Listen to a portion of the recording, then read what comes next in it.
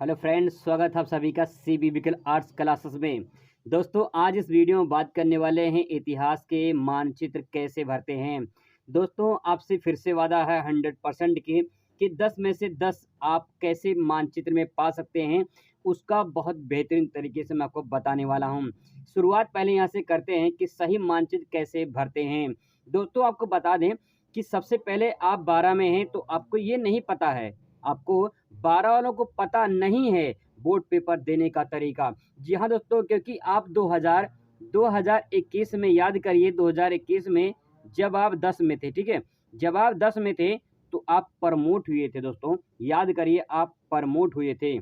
अब दोस्तों, जो प्रमोट हुए हैं उन्हें तो नहीं पता है ना कैसे बोर्ड पेपर दिया जाता है, क्योंकि 10 में दोस्तों 10 नंबर का यानी 5 + 5 = 10 नंबर का दोस्तों मैप आता है भरने के लिए। वो दोस्तों आपको तरीका नहीं पता है, जो इस वीडियो में आपको मैं बताने वाला हूँ। दोस्तों, आपसे वादा कर रहा हूँ 100% की, और आपसे एक सच्चाई बात बताने वाला हूँ, बिल्कुल सच है। 100% दोस्तों सच ये है कि सब्सक्राइबर भले से कम हो, लेकिन दोस्तों पिछले 5 सालों का एक्सपीरियंस मेरे पास है। यहाँ पे मैं ऑनलाइन प्लेटफ़ॉर्म पे जो है, यहाँ पे जो है थोड़ा-सा कम हूँ, लेकिन दोस्तों मैं 5 साल के अपने एक्सपीरियंस आपको बताने वाला हूँ कि बोर्ड पेपर में कैसे मानचित्र से सवाल कहाँ से पूछे जाते हैं, पूरा अच्छे तरीके से आपको बताने वाला हूँ। तो चलिए शुरुआत करते हैं और समझते हैं कि सही तरीके से मानचित्र कैसे भरते हैं। उससे पहले मैं थोड़ा-सा आपको पेपर पैटर्न बता दूँ, कैसे आता है पेपर पैटर्न, क्योंकि आप 2021 में प्रमोट हुए थे 10 में, 12 में आपको अंदाज़ा नहीं है। तो चलिए पहले पेपर पैटर्न समझते हैं, इसके बाद दोस्तों बहुत ही सटीक तरीके से आपको मानचित्र भरने में सिखाता हूँ। दोस्तों, सबसे पहले बात करते हैं पेपर पैटर्न की। तो पेपर पैटर्न आप देख सकते हैं यहाँ पे।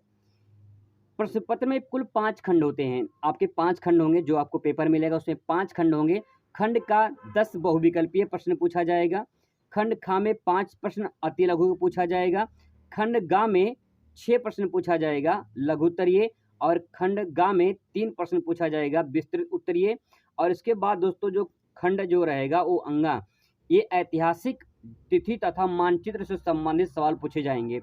ऐतिहासिक तिथि दोस्तों 5-10 क्वेश्चन यहाँ से पूछे जाएंगे, और 5 क्वेश्चन मानचित्र से पूछा जाएगा, लेकिन आपको 10 नंबर मिलेंगे, क्योंकि एक क्वेश्चन 2 नंबर का होगा, इसीलिए दोस्तों आपको यहाँ से 10 नंबर मिलेंगे। तो काफ़ी बड़ा इंपॉर्टेंट रोल प्ले करेगा। मैं आपको तिथि भी याद करने का तरीका भी दोस्तों बताऊंगा अच्छे तरीके से। दोस्तों इसी एक वीडियो में आपको याद भी करवा दूंगा, बस चैनल के साथ बने रहिए, पूरी जानकारी मिलती रहेगी। दोस्तों अब बात करते हैं मानचित्र। यहाँ पे देख सकते हैं मानचित्र के बारे में इस वीडियो में चर्चा करने वाले हैं। तो चलिए समझते हैं कैसे मानचित्र भरते हैं। दोस्तों, जो मानचित्र भरना होगा उसमें भारत के मैप में आपको भरना होगा, और भारत का मैप आपको मिलेगा, ठीक है? तो घबराना नहीं है। हाई स्कूल में 2 मैप मिलता है, इंटर में आपको 1 ही मैप मिलेगा, क्योंकि इसमें 5 ही सवाल होते हैं।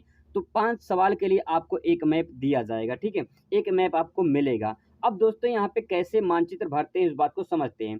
तो यहाँ पे सबसे पहले दोस्तों क्वेश्चन कैसे पूछता है, जैसे देखिए, वह स्थान जो सूरसेन महाजनपद की राजधानी था। ऐसे सवाल पूछता है कि वह स्थान जो सूरसेन महाजनपद की राजधानी था, तो ऐसा कौन सा स्थान है? तो मथुरा इसका राइट आंसर हो जाएगा। यही मथुरा जो है आपको भरना होगा। आपसे सवाल पूछा जाएगा और ऐसे ही आपको आंसर देना होगा। तो अगर मान लीजिए सूरसेन मथुरा है, तो मैं तो सबको पहले याद करवा देता हूँ इसको 1 मिनट के लिए। देखिए यहाँ पे लिखा है सूरसेन, ठीक है? आपने अभी रामायण देखा होगा, ठीक है? हाल ही में देखा होगा रामायण। तो देखिए यहाँ पे मथुरा लिखा हुआ है, यहाँ पे सूरसेन लिखा हुआ है। जब हनुमान जी लंका जाते हैं तो वहाँ पे एक सुरसा डाइन राक्षस निकलती है, सुरसा डाइन। तो देखिए सुरसा का मुँह थुर दिया, मुँह थुर दिया। देखिए सुरसा का मुँह थुर दिया, हनुमान जी ने जो सुरसा का मुँह थुर दिया, तो सूरसेन मथुरा, मथुरा हो जाएगा। इस तरह से मैं आपको याद करवाऊँगा। ये तो टेलर है अभी, ठीक है? अब दोस्तों यहाँ पे सूरसेन मथुरा, मथुरा कहाँ भरना है? आपको यूपी में भरना है। तो चलिए ये देखिए आपके सामने ये है मानचित्र, और इसी मानचित्र में आपको भरना है। अब सवाल है कि मथुरा हम कहाँ भरेंगे? दोस्तों सबसे पहले तो आपको ये पता होना चाहिए कौन सा स्टेट कहाँ पे है, ठीक है? और इसके बाद ये स्टेट पता हो जाए, क्योंकि आपको जो मैप मिलेगा ये पूरी तरह से ब्लैंक मिलेगा, पूरी तरह से सादा रहेगा। इसीलिए आपको ये जानना ज़रूरी है कि कौन सा स्टेट कहाँ पे है। वो भी मैं बाद में आपको बता दूँगा, पहले यहाँ पे समझते हैं मथुरा कहाँ पे है। देखिए, जैसे मान लीजिए लगभग दिल्ली यहाँ पड़ेगा, ठीक है? यहाँ पड़ेगा आपका दिल्ली।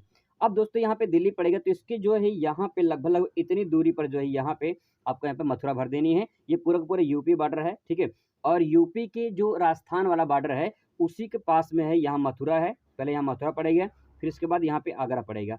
दोस्तों यहाँ पे है आपका मथुरा, आपको यहाँ पे भर देनी है मथुरा।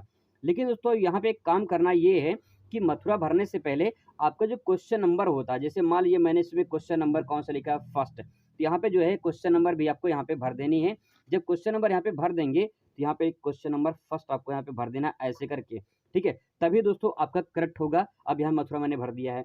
अब अगला सवाल देखिए, अगला सवाल, वह स्थान जहाँ जलियांवाला बाग हत्याकांड हुआ था, अमृतसर में हुआ था। आप सभी को अच्छे से पता होगा कि वह स्थान जहाँ जलियांवाला बाग हत्याकांड हुआ था अमृतसर है। अब दोस्तों अमृतसर है किस स्टेट में है? पंजाब में है। तो यहाँ पे देखिए लगभग लगभग यहाँ पंजाब पड़ेगा, तो दोस्तों जो अमृतसर पड़ेगा ये यहाँ पे बॉर्डर पे पड़ेगा, ठीक है, यहाँ पे। अब दोस्तों मान लीजिए अगर आपको यहाँ लिखना है तो आप यहाँ पे एरो बना दीजिए, ठीक है, और जगह नहीं है तो यहाँ पे आप अमृतसर लिख सकते हैं, यहाँ पे लिख दीजिए अमृतसर।